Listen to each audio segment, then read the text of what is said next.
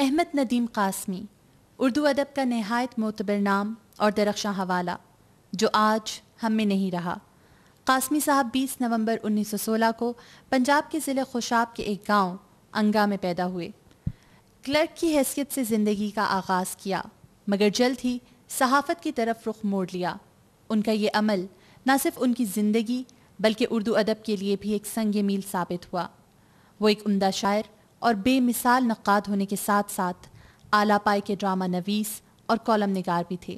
کچھ نہیں مانگتے ہم لوگ بجز اذن کلام، ہم تو انسان کا بے سخت تپن مانگتے ہیں۔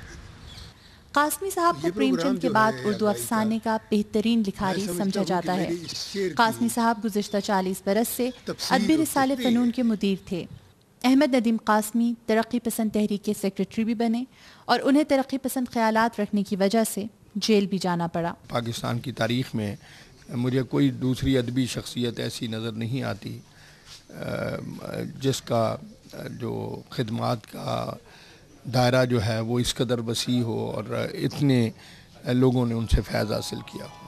اس گھر میں قاسمی صاحب نے اپنی زندگی کے آخری شب و روز گزارے۔ آج اس گھر کے در و بام اداس ہیں۔ ان کے اہل خانہ ہی نہیں، مداحوں کی بڑی تعداد سوگوار اور مضطرب دکھائی دیتی ہے۔ کوئی ان کا اپنا ان سے جدا ہو گیا ہے۔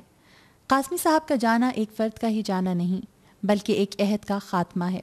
Madiha Chaudhry, ARY1 world, Lahore.